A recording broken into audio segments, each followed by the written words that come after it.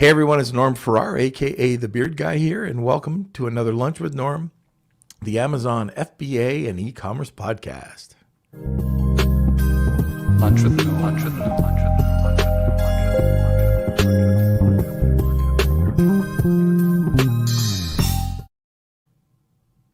Norm. Okay, so not in the fetal position, but at this point, if anybody who is a listener wants to come over and spend some time, if you know anything about technology, this is driving me crazy. I have no idea, but my cameras keep disconnecting. My mics go dead. Anyways, that's why we're late today. It's all my fault. Yes, it wasn't to do with Kels. It was me. I'm putting the onus on me. So today we got a great show, and we're going to be talking about budgeting. We were going to start off. We were going to talk about budgeting Q4. But we had to bump our guest, and now we think it's a great idea to talk about Q1 budgeting, how to do it, why to do it. Anyways, our guest today is a first-time guest on the show, and he started back, I guess, his Amazon advertising career back in 2015. He was acquired, and then he started Amazon Pathfinder a few months later.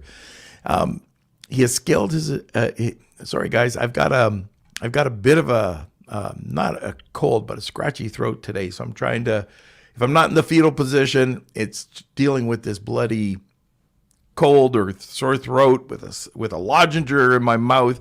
I'll get through it. He has 30 employees working with him. 11 languages are covered within North America and the European market. And we are talking about Brent Zahradnik. I can't even say anything. Brent Zahradnik. Anyway, before we get to it, let's have a word from our sponsor. Thank you, Sellerize, for sponsoring this episode of Lunch with Norm. Sellerize is your comprehensive solution for your everyday business needs. Everything you need to grow and scale your Amazon business is just one click away. For more information, contact Dima and his team over at Sellerize.com. And remember, Sellerize is with one R. All right. So, where is Kelsey? Hello. Happy Friday. How are you doing? Yeah, look at Andrew lay off the cigars. It has nothing to do with cigars, Andrew. How dare you say that? All right. Well, welcome everyone. We've got a great crowd already. We've got Andrew, Manny, Jessica Rabbit, Raja, Jeff, Howard. It's great to see everyone. Yes, Norm's got to lay off those cigars, but I'll hound him about that later. But if you're new to the show, we start off the show by smashing those like buttons, giving us those thumbs up. We'd really appreciate it. If you're interested in joining our community, the best place to go to is our Facebook group. That is our Beard Nation. That's Lunch with Norm, Amazon FBA, and e-commerce collective. So today's topic is going to be about budgeting and budgeting into Q1. And so super excited about this. I don't think we've ever actually talked about this on an episode, so this is a new topic.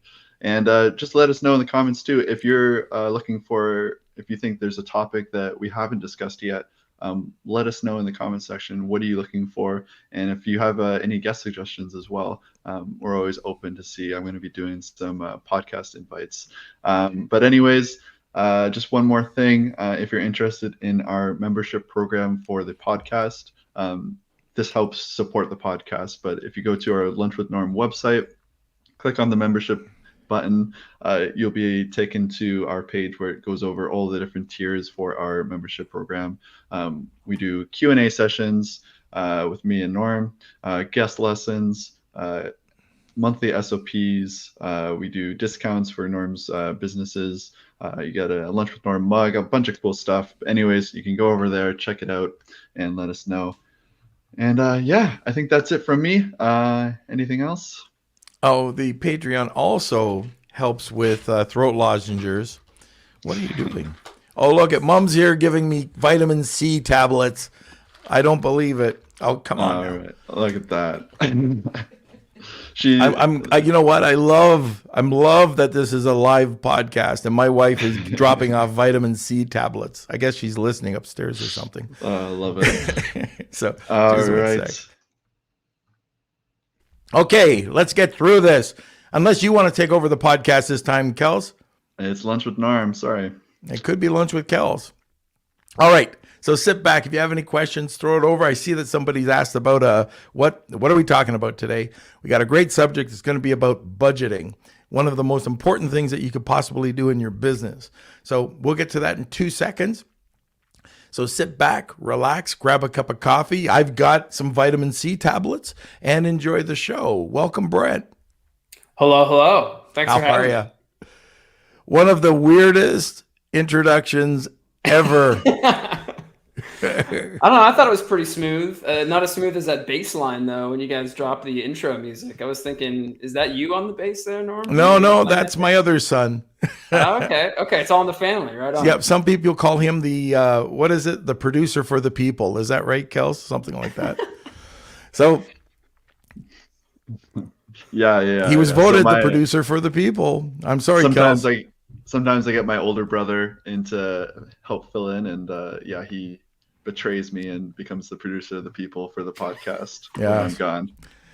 Okay. So, Brent, it was a rough introduction, I know, but can you just tell us a little bit more about what you're doing, who you are, what you do? Sure. Yeah, I mean, you got the outlines all correct. I've been running Pathfinder since 2015. Started off just doing consulting for people one-on-one and, Facebook groups in the early days of when it was like kind of a private label. Amazon and ads had just started the previous year in 2014. I was working on Google ads prior to that at an agency for several years, and had a friend who was selling on Amazon. So he was like, hey, there's ads on this platform. And I was like, Amazon has ads? That sounds so terrible. And actually, truth be told, it was terrible back then. They had like no match types and there was no negative keywords. It was just really basic sponsored products. And now look what it's got to. It's like, I don't know, $9 billion a quarter or something like that. Amazon counts as one of their biggest like growth segments. And, I got a team of about 30 people now spread all across, North America, Europe, Asia, and we're managing accounts for clients in those same markets. It used to be so cheap back then too. Yes, we were paying 2 to 4 cents per click for a product that was $89. I remember, I'll never forget it because it was like, astonishingly cheap. Yeah. But anyways, it's not that anymore. No, no, it's not. So, when we were figuring out what to talk about, you came up with a really great subject, and that's budgeting.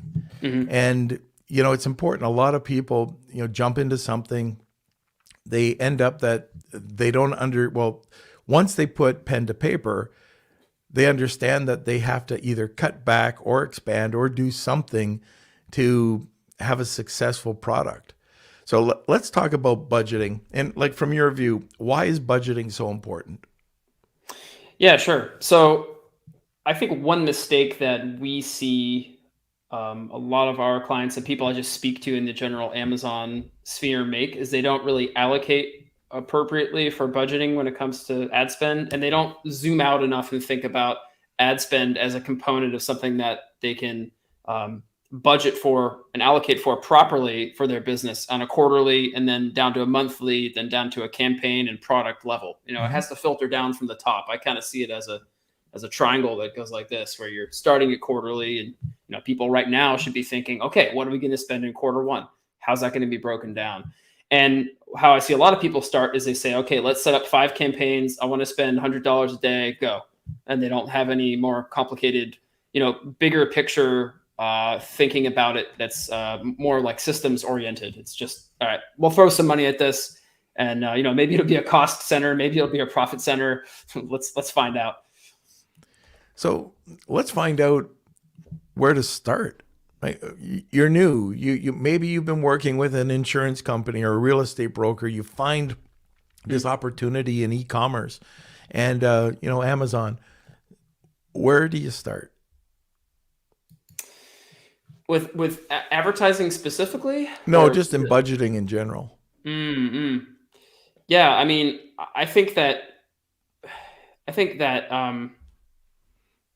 the best way to look at it is if you are going to have visibility for a product, if you want to give a product like a fighting chance in the advertising realm, you have to have some baseline visibility. And I think that this has been proven out. I actually heard you on a show the other day because I was listening to a couple episodes here, getting into the groove. There's a honeymoon period that exists for products on Amazon, right? We Right. know that. That's pretty much something that has been, I wouldn't say proven, but is like a kind of the theory of gravity. We all live with it and we abide by it, but it's not necessarily 100% proven, but it does exist, right? So my thinking is you have to have some of your budget for promoting that product and getting out into the world put towards advertising. So I would say don't forget that when it comes to gaining visibility and getting traction, getting a foothold. People don't adequately do that a lot of times, I think.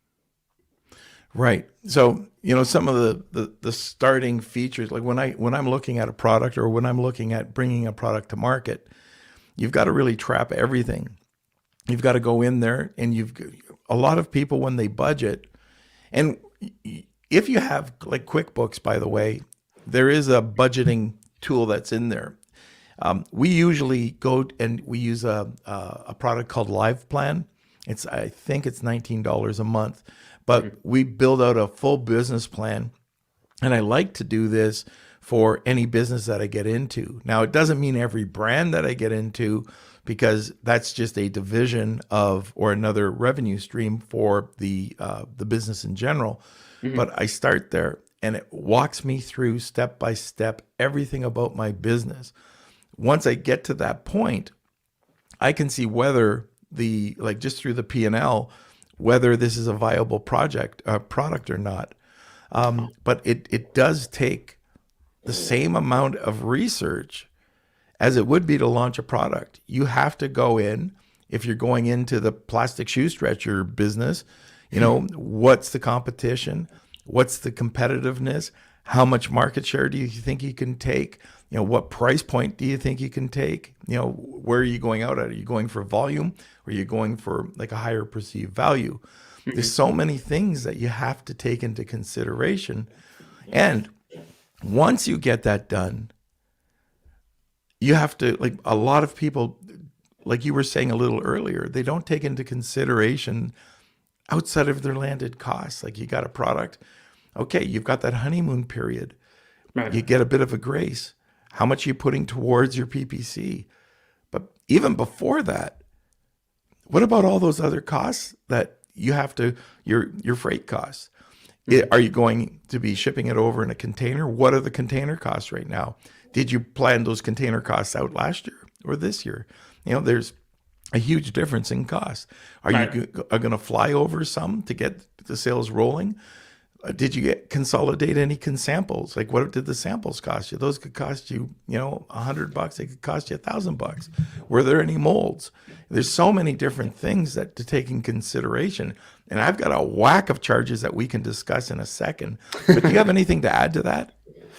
No, not particularly, except that what I hear from clients all the time is that, the container prices are ridiculous. But I think anyone listening to this show and in this community that you run, they know that. I was reading something very interesting the other day about Amazon chartering ships. I don't want to say privately, but they were basically avoiding some of these ports that are more congested, like let's say LA and like San Pedro. That's all like super clogged. And what they're doing is having these ships, take Amazon product and basically do the runaround and just come up to Everett. And I think they had some other port in the Pacific Northwest they were putting them through, maybe even Vancouver and BC. And they were getting products into like a side door that way. And even the costs that they were quoting sellers to get a space on these ships was far below what they're getting quoted by these other big companies like, I don't know, what's a big one, Maersk or something like that. So that was really interesting. And I'm interested to see if Amazon continues to push further into the shipping business, as they already have a fleet of, what do you call it? A fleet of planes? It's like a gaggle of geese. That's right. An air force of planes. These are rented 747s and stuff, right? They don't own them, but they basically could buy them. A ship is another investment. That's significantly more costly, and you have to have a crew to man it. It's dangerous. Who knows if Amazon will get into that? But that's another cost. Yeah, that is influx. And this time last year versus now, that stuff looks totally dissimilar. Yeah. So like, if you think of it, there's so many different things, like even outside of what I mentioned. What about the packaging? What about the insert? What about the fulfillment, like, or sending it to a 3PL? Are you splitting your shipment? How much is a pallet going to cost you? You know, I know over with Afalabi, it's $20. So, okay, how long is it going to take you? Is it going to take 2 months to get that inventory out? Do you have, like, what is your lead time? What is your turn? You know, and to get it over to Amazon, then what are your, and this is very interesting, Amazon FBA fees over the over a period of, I forget how many years, I think it was 2015 to now, had gone up from, I think they said 19%. I just did this for our Centurion League, and I think I showed it went from 19% to this year being 31% on average. Yeah, that mimics a stat I saw, because I put together a newsletter for a lot of our clients and subscribers to our small list, and I just like wrote something like that as general interest, because I mostly write about advertising topics, but this is something that of course touches advertising topics, because it's you know, when you're talking about margin compression, you're talking about ACOS and what sense it makes to advertise products at what cost, for what cost per click, and for what budgets. All ties back to this. Yeah, obviously, if Amazon's taking that much of a percentage, that's really, I don't want to say insidious, but it's concerning, right? And then you add in ad costs, and that will take that number up even further. I've even seen some people I follow on Twitter who are kind of in the Amazon sphere of Twitter talking about, oh yeah, when I looked at all my costs for Amazon, including ads, they basically take like 61 or 62% of the retail price when all is told, which is astounding. Yeah. And I wonder how much of that is due to just, you know, slowly incrementing costs from things like storage, because I know those go up every year. I was looking at the FBA rate card the other day, because I, you know, like to put that out for clients. Not that they don't know that as well. I'm sure they pay close attention to it, like all your audience probably does. But also just things beyond their control, like the environment that we're faced with right now in advertising, which is that CPCs year over year really have gone up. And in the past, I'm someone who has always kind of poo-pooed this idea, like, oh no, advertising is not getting more complicated. That's like a narrative driven by, let's say, software companies or management agencies that are being maybe a little bit dishonest and trying to like create a little bit of fear or stir up some consternation with people. But in our own data, and the agencies who I talk to, who I really trust, you know, a lot of people in the industry who are good friends of mine say the same. Yeah, it actually is the case now that CPCs are significantly more expensive year over year, and the percentage of sales from advertising is also higher. So there's a couple of facets there that are kind of like almost immovable objects, you know, that are not the fault of any seller or any supply chain thing like we've talked about, but really the competitive nature of the environment, the marketplace, and things that are actually Amazon's fault, because they are constantly changing and rearranging where ads are shown and what kind of prominent placement they get, how they crowd out organic, for instance. These are all things worth noting. And I hope that Amazon is maybe listening to us when we talk about these things. It'll fall on deaf ears, unfortunately. Don't give me too much hope, man. Yeah, they try. They try. All I can say is they try, but you know, it is a beast, right? And it takes a lot for them to do a little. So, and sometimes what happens, I don't know if any of the listeners have seen this, have experienced this, but the pendulum swings too far to the right and then too far to the left. And, you know, either they let everybody get away with something, or all of a sudden they're suspending everybody. So anyways, hopefully that can change. One of the things that I think we have to look at going into next year, and something that it started this year, it's actually started about a year and a half, but it's really come to play, that we've got to take into consideration, is building your brand community. And I don't know what your thoughts are on this, Brent, but it's time that, and there's a right place and there's a wrong place to spend money, right? So you'll see this, but you'll see it come back tenfold. Unfortunately, there's no way to measure this, really, unless, and I'll show you some tricks in a second, but I'm talking about Amazon Posts, Amazon Live, driving people to your storefront using Facebook or whatever ads there are. driving people to Amazon using Google My Business, just driving people over to get them to click that bloody follow button and to build that community. So then you can start targeting them with your customer experience ads or modules. So you can email these followers and repeat customers. But this is very similar, I think, to PPC. It looks like it's a big expense doing it, but at the end of the day, like every one PPC sale, you'll probably get 2 or 3 at least organic sales. Would you agree? Well, yeah, that's usually the ratio we observe from our own data. Let's say a healthy account should have maybe 35% of sales coming from advertising. That's like a pretty good ratio. We have some clients that are higher, some clients that are lower, but I'm talking about, healthy accounts that are doing in excess of 100K a month or spending a substantial amount of money on ads. That's a good ratio. So yeah, I mean, sounds about right to me. The one thing I will say about posts, I don't have this on really strong authority, but I have a theory that posts are next year going to receive some kind of paid promotional aspects, which will put them kind of in the purview of our advertising world that I think about all the time. Because right now, posts have been something that I've looked at from a little bit of a remove and said, okay, that's interesting. We got a couple clients really doing well with them. We have others that barely use it or aren't interested at all. But as soon as it becomes something that we can pay for and has some kind of auction model, I become interested. So yeah.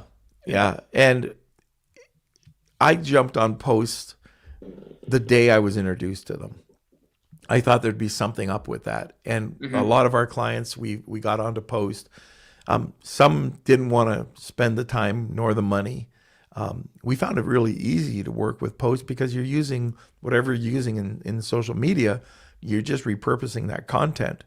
But now, and if you use posts and you have at least 10 posts, so if you're doing nothing or if you just have one, get 10, and all of a sudden you've got a carousel on your listing, on your product listing. So it's a new program that they started a little while ago.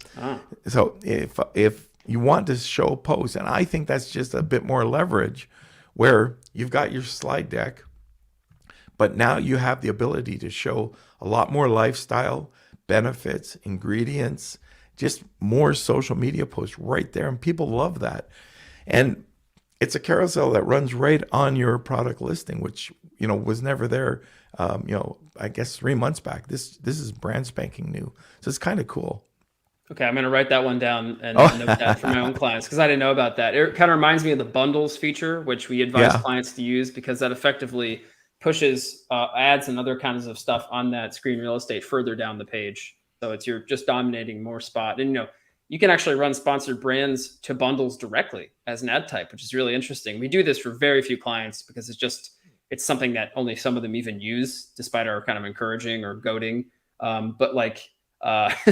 It's also possible to run ads right to that, which is really interesting. So, another area to budget, and there's good money, bad money, just like I mentioned.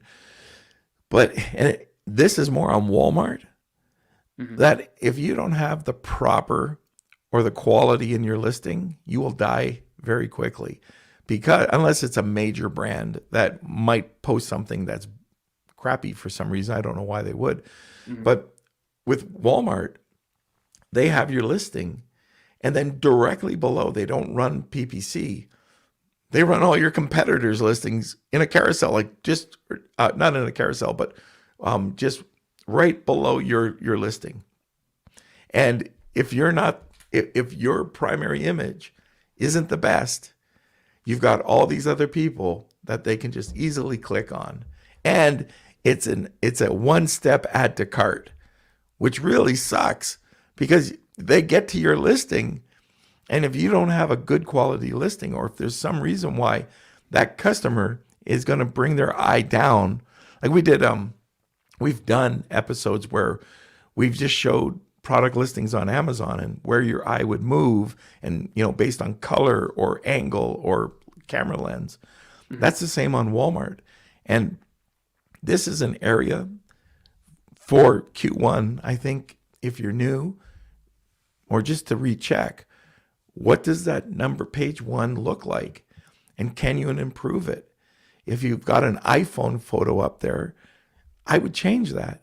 If you're not using lifestyle, you got to check that out and pay the money, not for some stupid stock photo that's got a bar of soap 5 times bigger than the person's hand, but pay for quality. And just that, now you're getting engagement. That extra money that you spend will actually come back and make you a better return on investment than anything. Mm-hmm. I'm not sure about your thoughts, but even if they do that, Brent, they're caught. If they're getting a higher conversion rate, that's also going to help with their PPC, right? Oh, absolutely.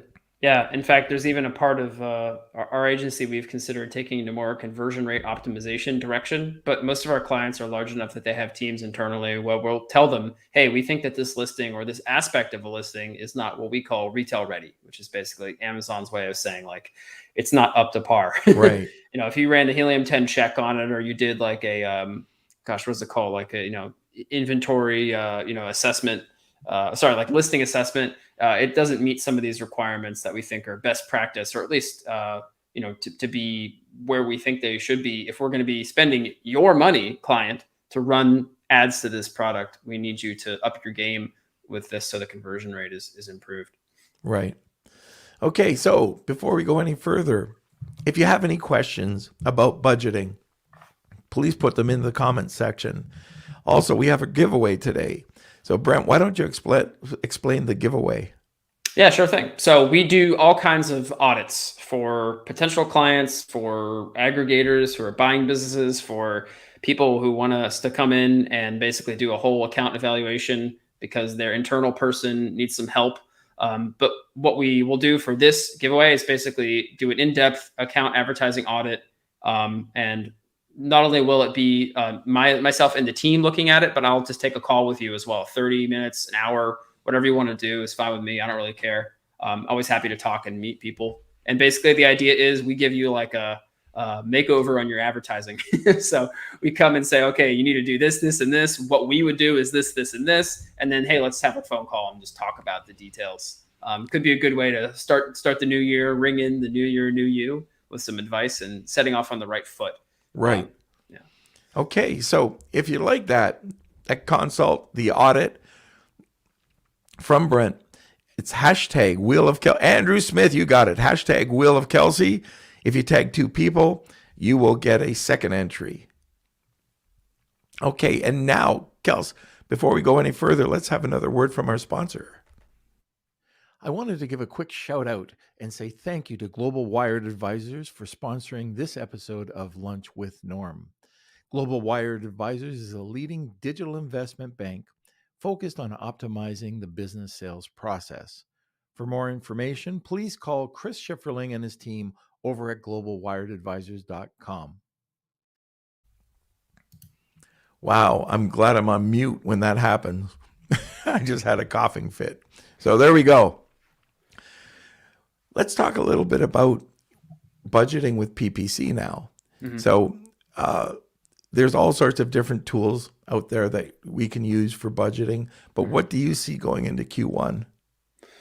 Oh, man, so many things. So I could talk about some of the new tools that Amazon has put out inside the advertising console, which are also available through the ad API. And many of your listeners are probably using, management methods directly in the ad console, or they're using a tool. So they'll see these things in both places. But I want to first zoom out and talk about it from a bit of a conceptual standpoint, because like I mentioned at the top of this discussion, if you're thinking about advertising budget, I really do recommend sitting down, even with some paper, and doing this and thinking quarterly, monthly. And then if you have more than one Amazon account or Amazon business account, you need to also account for what kind of spend you're going to put towards your Shopify site, or your Pinterest account. I know TikTok is quite popular with Amazon sellers these days and spending on there. But then break it down even further. And this doesn't have to be exact numbers. You don't have to get this right. There's no teacher who's going to grade you at the end of it.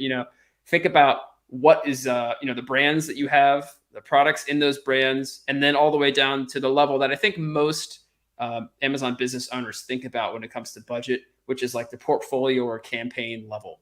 And that's the part where like the rubber really meets the road and things get super granular with budgeting. So do that as like a concept or an exercise first. I really encourage everyone to do that. This is something we try to do and force our clients to do on a quarterly, monthly basis. And we have our own method internally to like devise what we think is an appropriate budget. And then we'll bring that to clients that don't have a good idea. And we'll say, hey, we want to do this for this reason. And then kind of work your way backwards from there. You have to build things from the ground up after coming from the top down, is how I see it. So what ultimately dictates how much you spend on Amazon? It's your CPC, your cost per click bids, or in the case of sponsored display, we now have CPM, your CPM bids, cost per meal for display ads. But the higher your bids, the more you're able to spend. And so make sure everything is calibrated that way. I mean, one common mistake we see all the time, Norm, is like someone will set, let's say you have like 10 campaigns that are running inside advertising console, right? Just like 10 campaigns for, I don't know, a handful of products you have. And your daily budget cap is like $150 or, 200 euros or whatever. And then you have one or two campaigns that each have €100 per day budget. Well, your campaign budgets are higher than your daily overall budget. So something needs to happen here because you are not sending signals to Amazon's system to say, I want to spend the full campaign budget here because my cap for the overall, if you have one in place, is not going to allow that to happen. And then necessarily what you're bidding at the target level, keywords, ASINs, audiences, whatever, has to be the most important thing that's going to influence what actually gets spent and what is basically what I call like, starving for oxygen, because some keywords they just won't spend. And you'll be like, why are they not spending? I don't understand. It's because other keywords have already spent their budget in that same campaign or that same portfolio. And they're kind of sucking the oxygen out of the room. So they don't have anything to sustain them. We just were working with a new client, and I looked through their PPC, and they weren't spending enough. And this was a higher end product. They were probably spending about $50,000 a month on ad spend. But I'm looking at it going, why are you not doubling, quadrupling your budget? It would only make sense. So yeah, okay, well, we'll double it. Now they've tripled, and now we've quadrupled their budget. And they're seeing great returns because just because there's a lot of people out there that, I'm doing 7% ACOS. Right. Well, I feel sorry for you. You're leaving money on the table. Exactly. Yeah. Because like ACOS is one measurement, right? Right. But there's three metrics I think everyone should really look at. ACOS is one, right? And then the second one would be what most people call TACOS, like total ACOS. Right. And then the third would be what percentage of sales at an individual SKU or ASIN level are coming from ads. And can you keep that in a reasonable balance? I think a fourth, maybe honorary metric would be what percentage of that spend and sales and ads is going towards branded terms. That company you were talking about, I have no idea who they are, but they probably have some brand awareness, right? So when you looked at their accounts, you saw people were spending, or they were spending rather, against their brand terms. And that's all well and good. I mean, you should defend your brand terms, but we do audits for accounts regularly where they're like 70% of ad spend and even more than 70%, like 85%, 90% of the sales is just branded terms. Well, that's really leaving money on the table. Yeah, you might be at 7% ACOS. Heck, you might be at 3%, but you're not really doing anything. You're not meeting new customers where they are. You're not doing exploratory campaigns. You're not advertising on category or generic keywords. You're really shooting yourself in the foot. So we try to keep that ratio within a reasonable balance. And going back to the budget theme, we say to clients, okay, this is how much we're spending of your budget of this month or this quarter on these terms that are branded. And so we want you to have visibility into that and understand it. And, some people are funny, Norm. They'll say like, I don't want to spend on my brand. And then we have to convince them, hey, it's probably a good idea to like defend your search terms a little bit. Yeah. And then others are like, spend on brand, just go crazy, do whatever you want. Yeah. And our approach is somewhere in between those two, I would say. I think that's very important. And that's exactly what was happening with this brand. They thought that, we've been told that we should be targeting this and we're targeting this. And it was, oh my gosh, there's so much, more to go to achieve. Right. Anyways, I just wanted to point out, like, Abdur, hey, how are you, sir? Rad. We got so many listeners. Andrew, Rosalind, anybody who's had budgeting blunders, let us know what they were and how you got through them. Okay. I know I've made a ton of mistakes when I've done my budgeting or even tried to calculate my budgeting for the year. And sometimes one of the things that I look at, kind of, just keeping on theme, is how conservative, I would be, or how liberal I would be. So, you want to have, it sounds really crazy. And like my partner, Tim Jordan, when we're putting together a budget, he thought I was crazy when I mentioned this at first, but we really want to put together 3. We're forecasting, and depending on how the forecast goes, we want to be able to come back and look at the budget and relook at the budget on the quarter. So anyways, that's just a tip that I have, for people, is that you just don't want to go out there and put it down and then look at it at the end of the year. You want to make sure that you're hitting your milestones, setting your goals, and hitting them. So anyways, that's just a quick tip from me. I think that's really valuable. And Norm, if I could actually pause on that for a second. Sure. So when we set these budgets for clients, we have these discussions with them, we'll sometimes give like high, medium, low targets. This is particularly useful during periods we just had, like the Turkey 5, Black Friday, Cyber Monday. And for some clients that we have and people who are listening, it'll probably be a really good tip for early next year, because maybe they have a Q1 heavy product, or they're still going through some pretty extreme sales right now. I mean, I know, speaking from experience, spend is up for a lot of our clients who are Q4 heavy. But I think it's realistic to have like kind of a budget trajectory over the month and then plan out like high, medium, low. Okay, we could land here, because it depends on the demands of that season. I think what we saw this year with spend is that a lot of the demand for what is usually focused on Black Friday, Cyber Monday, and then further in the month into December was actually pulled forward slightly. And we saw better spend and better metrics earlier in the month of November. So much so that it was a bit surprising for us. We had clients that year over year had much better early mid-Novembers than we would expected. And then their Black Friday was like, on par, maybe a little bit below. But we didn't, foresee that. We had to be flexible with our budgets and spend more towards the beginning of the month than we had anticipated. Yeah, when you're looking at working with financials, and I mean, if you've listened to this podcast before, I stress knowing your numbers, and that's every aspect of your business. You've got to know your numbers, or it could be a PPC takedown, like you're just overspending and you've got no return. Or it could be on the manufacturer side. You're just not taking into consideration everything. Well, I would highly recommend going out, if you have never taken an accounting course, or if you don't understand how to read a financial statement, that you need to balance sheet, the P&L, cash flow. Those are 3 that people think of, right? Most of the time you hear about P&L. Cash flow is the next thing that you need to work on, because if you're going to have a poor month, and I saw this with one of our companies, that we had a really great month, and then because everything had to be paid the following month, our cash flow was going to be tight. And so what did we do? We had a sale. So we got the cash coming in that could cover off the cash that we needed, and then we went forward.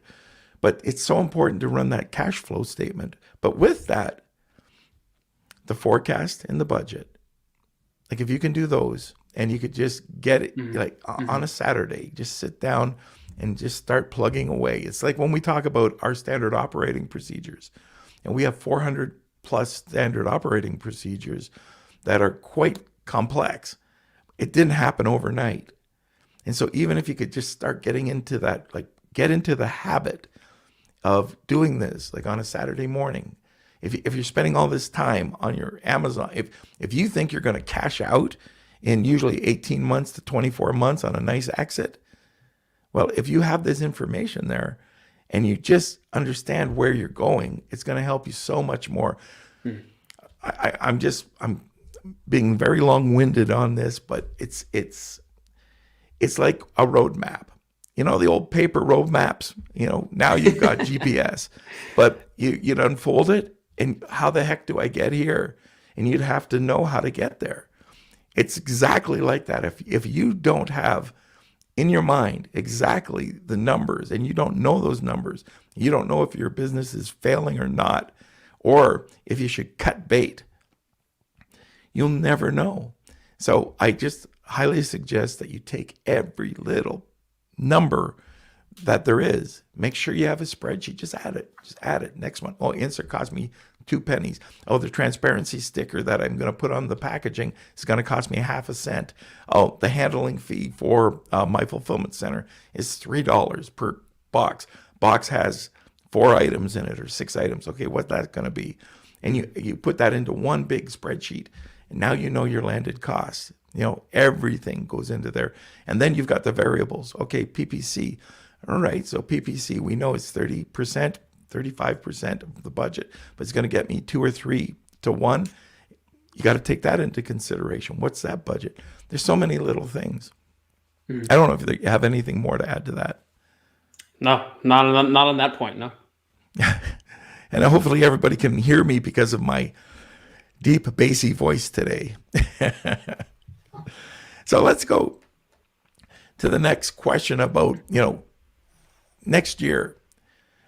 Are there any special things within budgeting, either PPC or anything that you think we should talk about? Yeah, the one thing I want to highlight that I think Amazon has done a pretty good job with is they have added a new budgets tab in the advertising console. So if you're, you know, surfing around in there, managing your campaigns, you can see at the top left area, there's like budgets. It says beta next to it. You can click on that. And my favorite feature in there, there's 2 columns in there that I really like. One of which is like average time in budget. And for whatever time frame you have selected, let's say it's 7 days or 14 days or something like that, it'll give you the average time per day that campaign has been like actively spending. So you can like click on that column and you can sort ascending or descending, and you can see, oh, this particular campaign that has a super good ACOS is in budget like 25% of the time for the last 7 days. Well, that's a situation that you might want to ameliorate, right? How can you make changes to that campaign or your budget set up such that that campaign is spending more often? Now, that might also change the ACOS because it would be running at different times of day and you might have more exposure. However, indications are good that you should probably give it more juice, right? You want to accelerate that if you have the cash on hand, like you just mentioned, Norm. You know, don't spend yourself into a hole. But if you have the cash on hand in the business and you can afford that, you have the budget set, you might want to go harder on that. One thing I anticipate that Amazon will provide us with next year is hour of day information for spending with ads. This is something that there's no publicly available version of yet, but I think it's something that we'll see. I've gotten reports from people at Amazon, you know, Amazon employees before, who are like attached to some of our larger clients that show us some of that basic information, and we can say, oh, this campaign went out of budget at 1,300 hours PST, you know, Pacific time, Amazon time.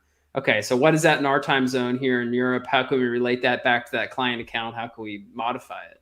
But I think Amazon's going to open up more of that in the future. The second thing I really like about that budgets tab is you can see that estimated missed sales, missed impressions, missed clicks, whatever. The most important thing is missed sales. So yet again, this is an estimate. These are not numbers that a teacher is going to come check and say, you're wrong.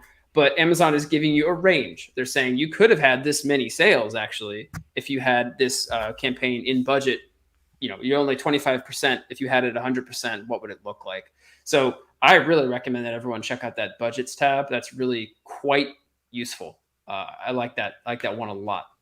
A second thing that they have rolled out that I would really encourage listeners to check out is a new feature that allows your budgets to be dynamically adjusted at the campaign level. So you can set some rules.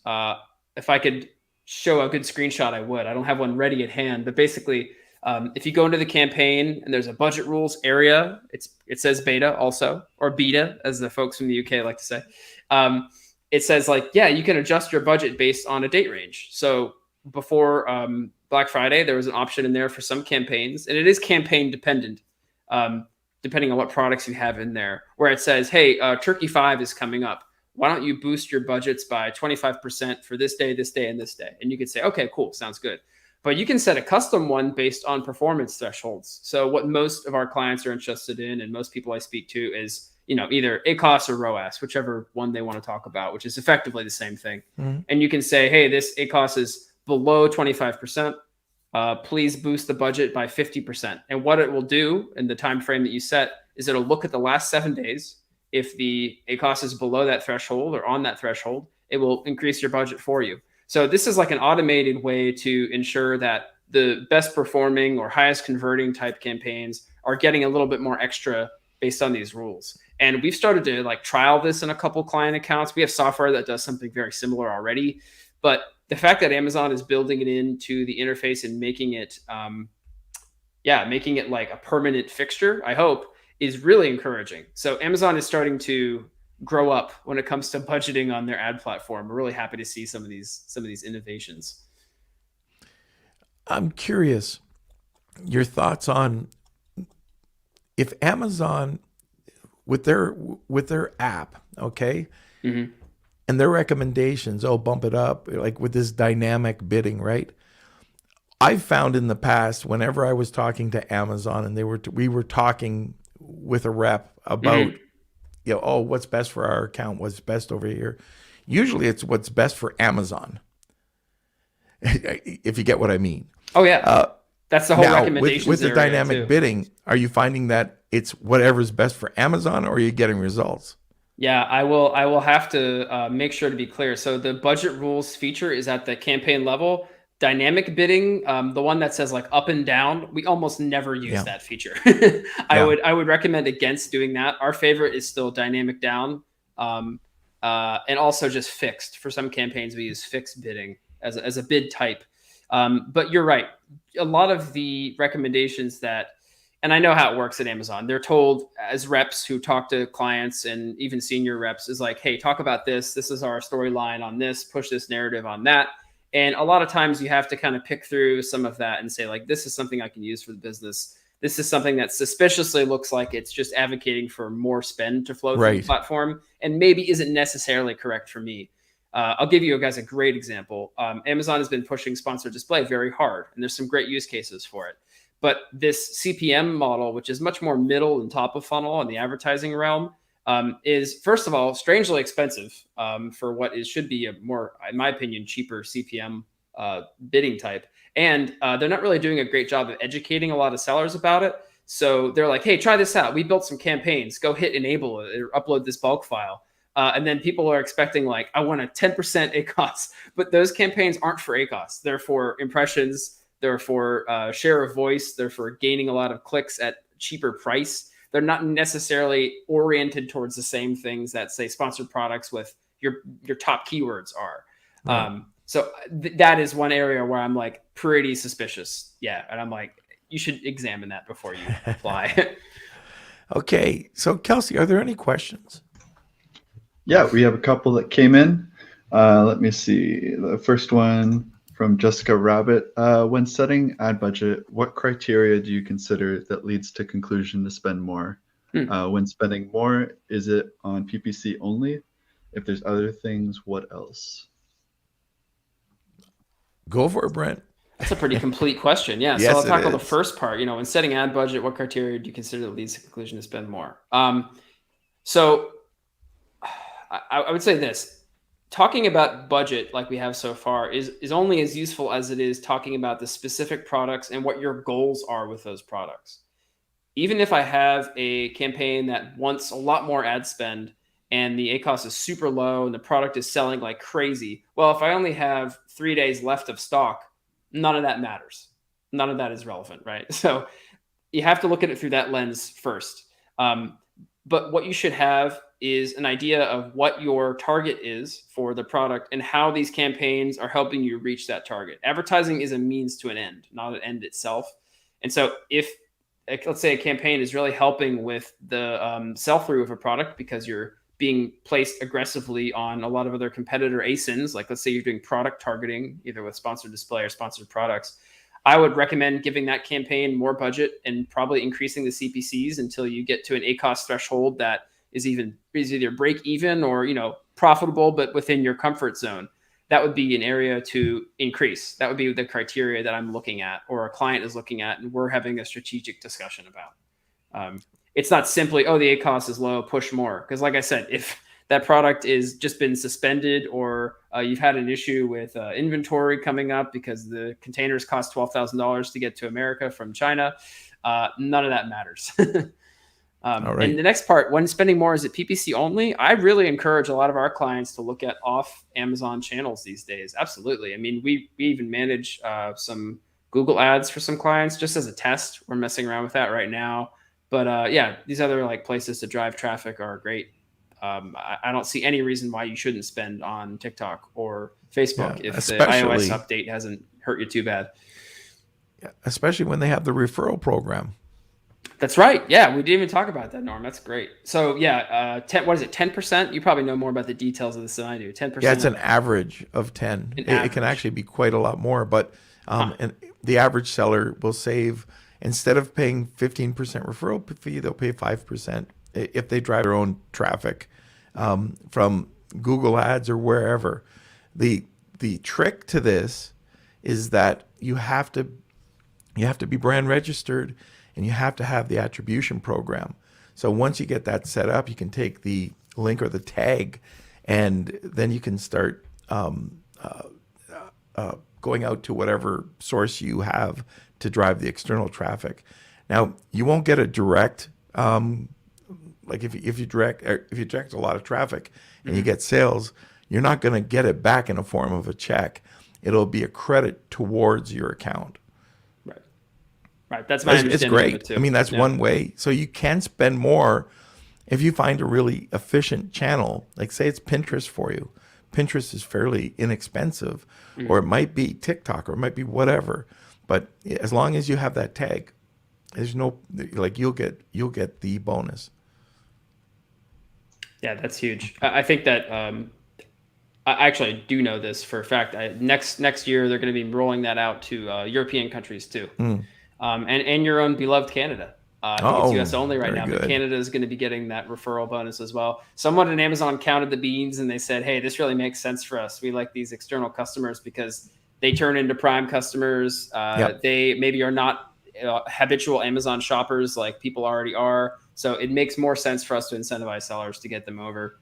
And we've even seen data. We haven't had this experience personally, but we've seen data to suggest that pushing external traffic to Amazon on a listing, even if those aren't really high converting customers or potential customers, will still help with organic rank for particular keywords if they're not like super ultra competitive. I don't know if you've seen the same thing in your tests or people you've talked to, Norm. I know you have a pretty big community out there. Yeah, we've seen it to be a benefit. So no, if you're not doing it, that is definitely something to do. You're going to get the love.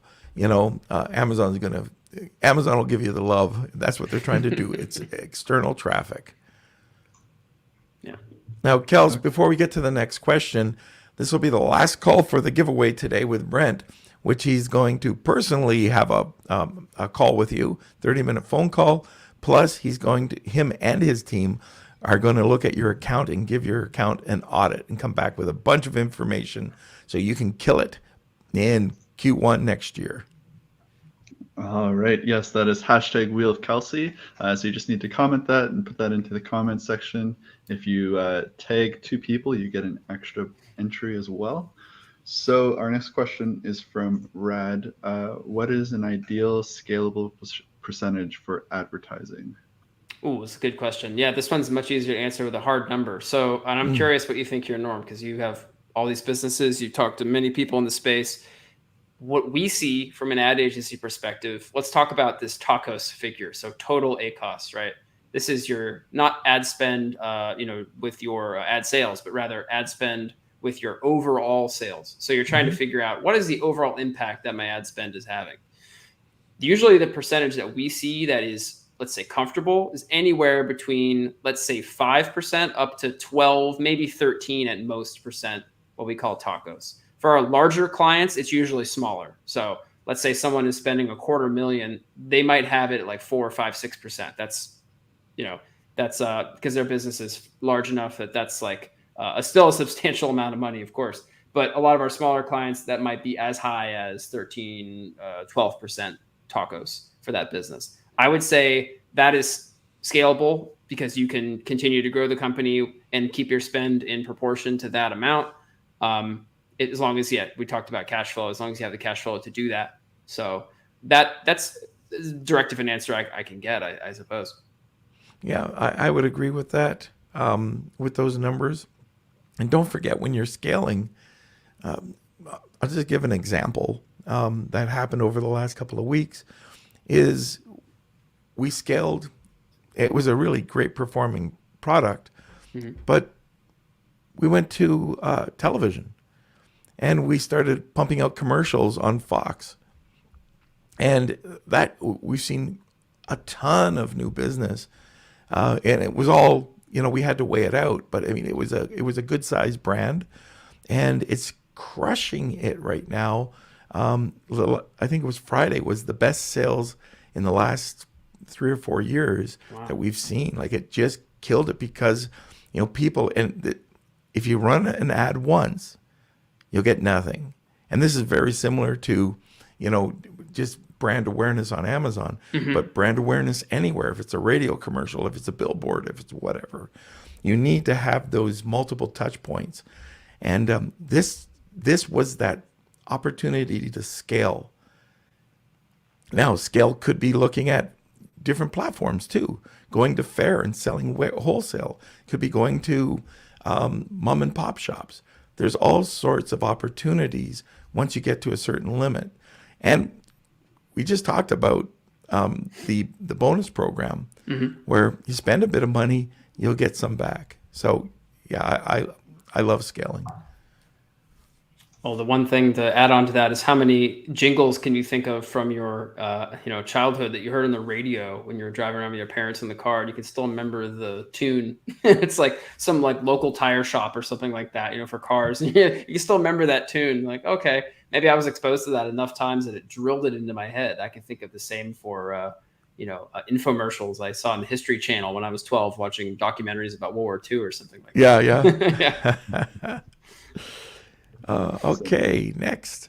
All right, so these two questions I think might fall in a similar kind of line. Okay. So I'll ask them together, but if you want to break them up, feel free. So are there any budgeting softwares you would recommend for sellers? And the second question is from Jeff. How do you follow your profit accurately? So I'm not sure if that's two questions that you can answer together, or if you want to tackle them separately. So Jeff, are you talking about PPC or budgeting in general? Can you just answer that? Okay, and as we wait, budgeting softwares. Are there anything you'd recommend for sellers? Yeah. So if we're not talking PPC, if it's budgeting in general, you can, if you have a QuickBooks subscription, you can use, there is a budgeting tool there. But if you want to spend a couple extra dollars and build out a proper business plan with all the financial statements and the budgeting, I go to liveplan.com, and it's just an app that is fabulous for building out business plans. It gives you examples step by step, and at the end of the day, you could have something to give to an investor or somebody. Like, say you're exiting, there's everything that they need to know, and it looks completely professional. And they've got a ton of examples that you could use from. So anyways, that's what I would recommend. Okay. So I Is there a budgeting tool that you use, Brent, for PPC?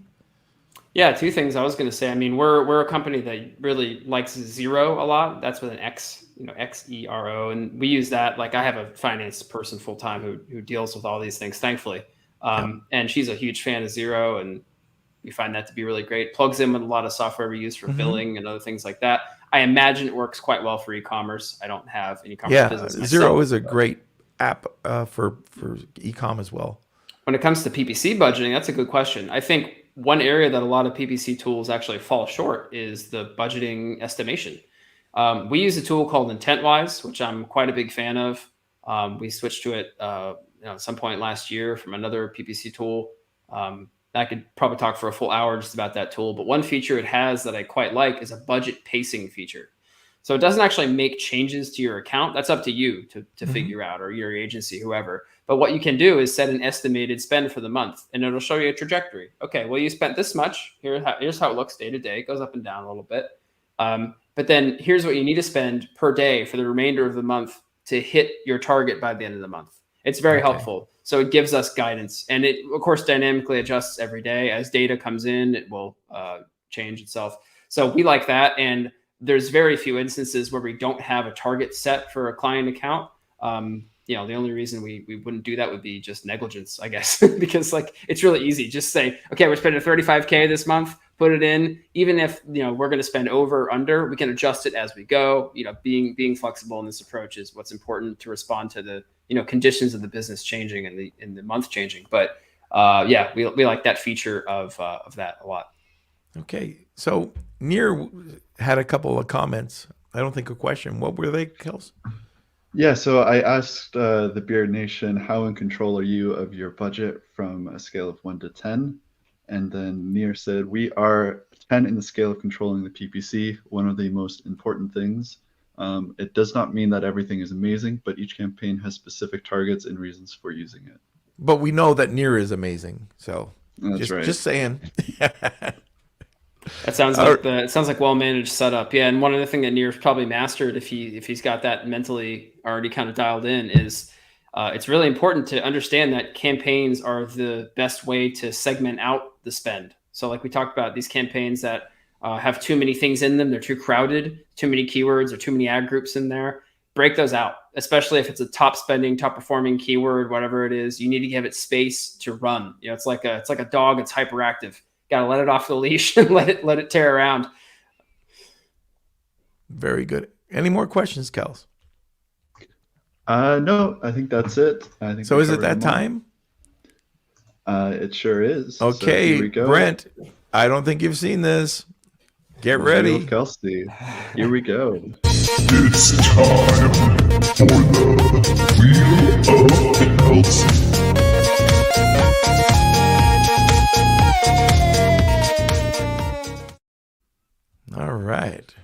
All right. So thank you, go. everyone who entered today's draw. I'm just going to shuffle these up. All right. So if you are the winner, please email me k@lunchwithnorm.com. Go spin it. And yeah, you have 48 hours to. All right, Jeff. All right, Jeff, new winner.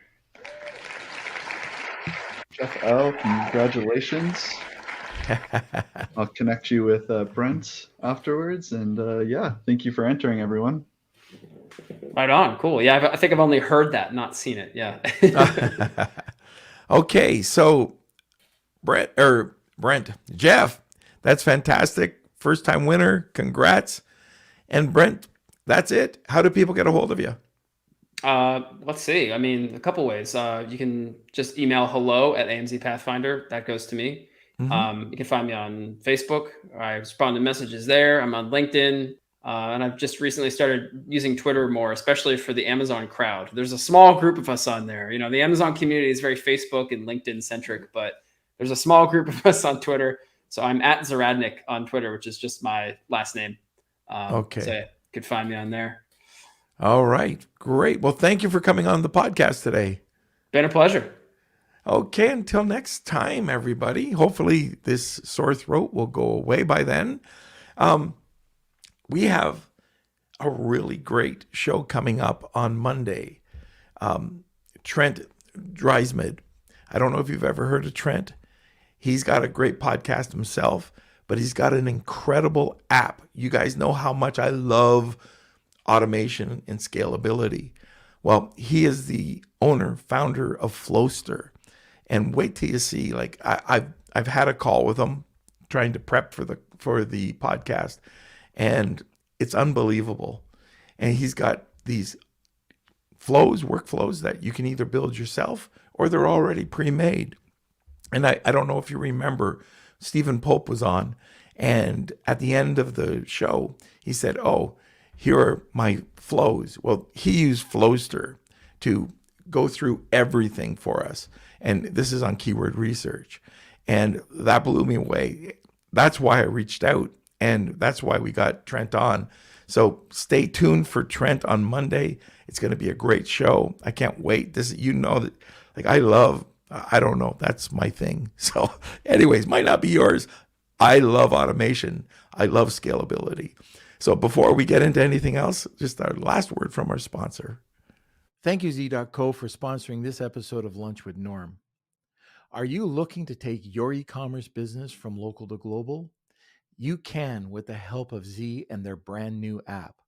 That's right. You can track live shipments with push notifications, get detailed lead times for each stage of your shipment, and store all compliance and VAT reclaim documents in the palm of your hand, all while listening to Lunch with Norm. Ready to expand your e-com empire and take your Amazon FBA business global? Use the link in the description to learn more about Z's new app that's now available on desktop and mobile. That's Z.co, ZEE.co. Okay, Kelsey. Right. So hope everyone enjoyed it, today's episode. And yes, Jessica Rabbit, I hate busy work too. So tune in for Monday's episode, and yeah, we'll try and tackle that issue. So if you haven't already, please smash those like buttons, give us those thumbs up. And as I said before, we're going to be sending some invites out to some guests, and we're looking for topics and guest suggestions just to give you the guys the very best for 2022. So if you have anyone in mind, you can email me, k@lunchwithnorm.com, and I think I also put a post up in the Facebook group too. The Facebook group is Lunch with Norm, Amazon FBA, and e-commerce collective. And let me see. Oh, and thank you to our latest Patreon subscriber, Andrew. You're awesome. Thank you for subscribing. I just saw that come in during the podcast, so we'll get you set up with that. And if you are interested in the Patreon program that we have at the Lunch with Norm, you can go over to our Lunch with Norm website and click on the membership button. You'll be able to see our 3-tiered program. Basically, if you want to get Q&A sessions with me and Norm, we do this 3 times a month, where we sit down with a small group of people, our Beer Nation VIPs, and we let them ask us questions. We deep dive into anything they want to talk about.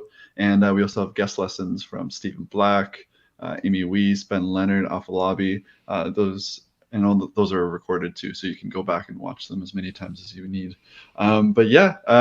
So check that out if you're interested. And I think that's everything. Don't forget to follow us on social media, of course. So that's either the Facebook or Instagram. We're also hitting up TikTok hard now, so check those out too. But I think that's it from me. And anything else? That's it. So thanks for bearing with me today. Tune in every Monday, Wednesday, and Friday at noon Eastern Standard Time. Thank you for being part of this community. We could not do this without you. And enjoy the rest of your weekend there. Lunch with Norm.